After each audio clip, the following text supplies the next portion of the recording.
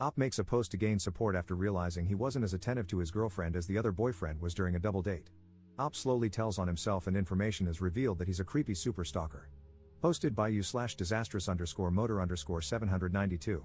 I'm a 21M, and I was out with my girlfriend, 21F, at a bar when we ran into her good friend from high school, Katie, fake name, and another guy she knows, John, also a fake name. Both are also 21. Apparently, John and Katie met at my girlfriend's house a few weeks prior when John came to buy something from my girlfriend's dad. My girlfriend was excited to see them both and asked what they were doing there, and they said they were on a date. We all talked for a bit and ended up sitting at a table together. For context, the original seating arrangement had me and John sitting across from each other, closest to the wall. The table was right up against the wall, while the girls sat on the outside. John immediately seemed irritated by this seating arrangement, even though he was sitting next to the girl he was with. Two guys were standing next to us after we sat down. As we started talking, John put his hand on Katie's arm and told her to trade seats with him. Katie looked a little confused but started to get up to move, and I told John to stop being such a prick if he wanted this first date to go well. John then told me to F off and sat down in the seat Katie had moved from. About 2 to 3 minutes later, a fight broke out between the two guys I mentioned earlier, and one of them got punched and fell back directly into John. When everything finally settled, I said, "Wow, that was crazy." John looked at me and asked, "So, am I still a prick?" If you had been paying attention to your surroundings, you would have noticed they were arguing before I made her move seats with me. And you would have known that's why I made her move seats with me. I understand that he thinks he's a hero or something, but he didn't make my girlfriend move. He was only worried about that girl. Now my girlfriend is mad at me because she says I was a jerk to him. So, am I the jerk here? Update 1 week later. I posted my story a week ago, and everybody called me a jerk, but there's new information. 3 days after the problem at the bar, I was on my way to work when my girlfriend asked me to stop by Katie's to pick up something she had borrowed. She said Katie knew I was coming by. When I got to Katie's apartment and went to open the door, it was locked, which had never happened before when my girlfriend and I had gone there. We live in a small town, so it's not unusual to leave your door unlocked, especially during the day. I rang the doorbell, and who answered? John. I asked him what he was doing there, and he gave me this stupid smirk and said, "I've been here for 3 days besides work. What are you doing here?" I told him I needed to talk to Katie. He called for her, and she came out from the bedroom with the item my girlfriend needed. I asked her why the door was locked, and John, who was still standing there for some reason, decided to chime in, because I told her she needed to lock it so people don't just try to walk into her apartment like you just did. Katie has never locked that door, or at least, not when she knows someone is coming over. I told him that what Katie does in her own home isn't his business.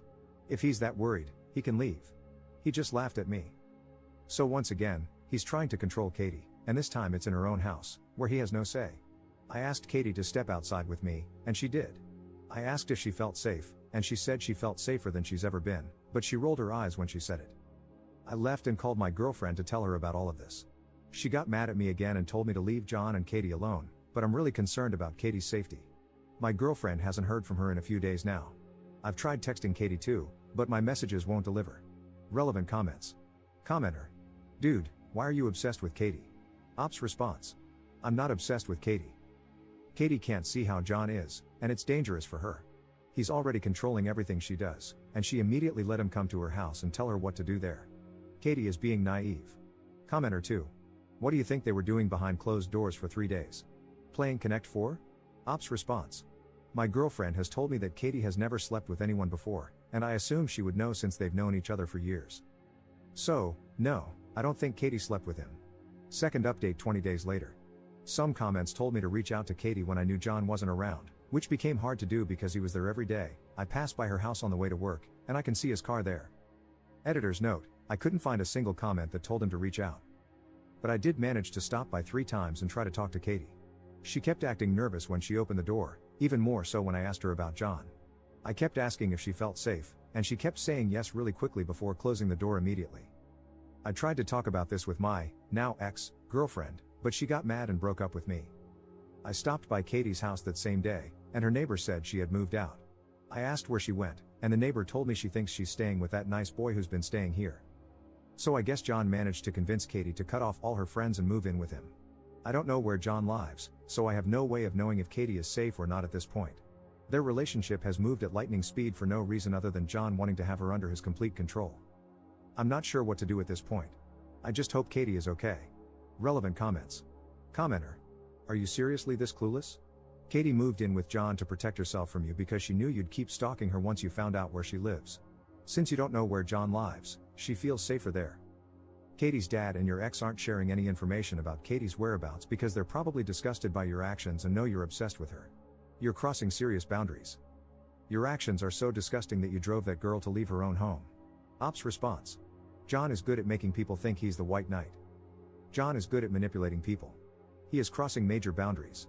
You don't drop a girl off after a date and then stay for over a week. And you don't make her move in with you unless you just want to control her, desire her to sleep with you a few times, and then toss her away. Commenter 2. You spoke to the man like twice, how have you drawn this conclusion? Ops response. Small town. You know people who know things. John has a reputation for being a bit of a player.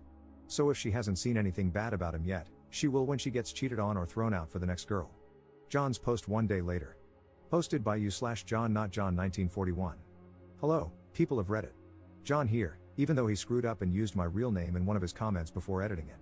I got sent a link to the account that has been repeatedly posting about me and my girlfriend, yes, my girlfriend, even though he swears up and down she isn't, this afternoon, and it's taken me a while to decide what I'm going to say. So if he wants to continue taking this to the internet for strangers to decide, then fine, I'll do that at this point. Since everyone is apparently familiar with these fake names due to the million posts he has made, I guess I'll keep using them. First of all, Colton, you don't get a fake name, nobody ever told you that the bar was our first date. You decided that it was because you didn't know better. You posted that 3 weeks ago, and in it, you were correct in saying that I met Katie at Haley's dad's house. You never gave your girlfriend a fake name, so I will, a few weeks before that. That means we met 6 weeks ago. Our first date was the day after I met her. Whether Haley knew this or not, I have no idea. It's not something I ever bothered to ask Katie because it didn't seem important, and still doesn't. Second, I don't know why Haley told you about Katie's previous sex life, or lack thereof, but that was uncalled for and not her private business to share. It also wasn't your business to put on the internet. More than that, I can't even fathom how you managed to steer that question into a conversation with your own girlfriend. I doubt she just offered up the information. Third, you kept commenting very adamantly in your first, and maybe second, I lost track, post that Katie definitely was not sleeping with me. Please allow me to put your misplaced concerns to rest. Since it's already out there and I've talked to Katie about posting this, yes, she is. But the sleep comes after all the sex. Fourth, let's talk about how you showed up to get Haley's sweater. You tried to barge into Katie's apartment.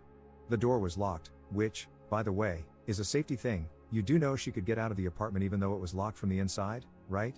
I have to make sure because you're not very smart. You threw what can only be described as the temper tantrum of the century. Not only that, but this wasn't the first time you've tried to do so when dropping by to say hi.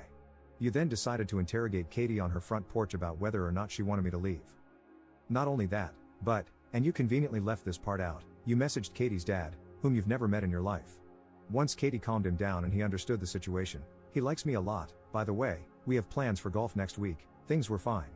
Also, you texted and called Katie so many times it was insane.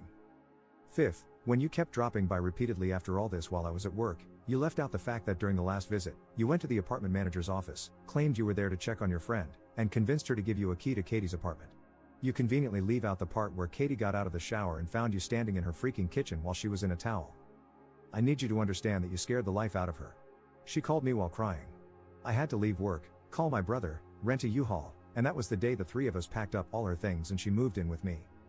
Sixth, in your comments, you've repeatedly said Katie wouldn't willingly be with me. Buddy, she's not chained in a basement. She has her own car, her own money, and everything.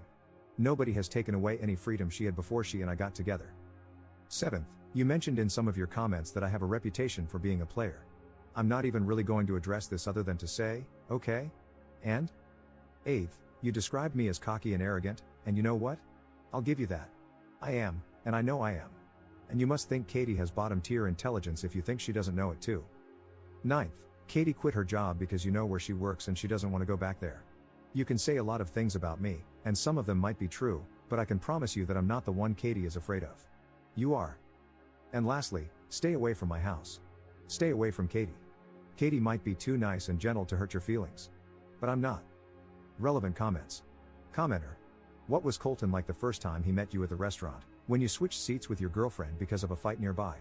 Was he already excessively creepy and pushy? John's response. Not creepy or pushy, at least not that I saw or heard. But his whole attitude changed as soon as he realized that we weren't there as friends and were on what he apparently thought was a first date. John update 4 days later. Sorry if this is your first time seeing this, but several people have asked for an update on my post, and even more on his. Katie's dad, along with a couple of cops, had a chat with Colton and his dad, a disastrous meeting. Apparently, his dad wasn't surprised but did lay down the hammer afterward. Colton didn't appreciate this. I got some texts tonight, he ever so kindly unblocked my number just to send them, but so far, Katie has been left alone. This is all I have for now, and I'm hoping his obsession is coming to an end now that his dad knows what he's been doing and, from what Katie's dad told me, is looking into solutions. I hope I'm not wrong. Also, another update, Katie got her old job back. Her boss called her, he was very understanding when she told him she was quitting and why, and told her she could work from home since she was his only office employee, and apparently, he doesn't know how to work any of his own systems. Thanks, everyone. Some of the comments on either my post or his gave both me and Katie a laugh in the middle of all this crazy BS. Editor's note, text messages can be found on John's profile, as the transcription contains too much swearing to include without it being risky.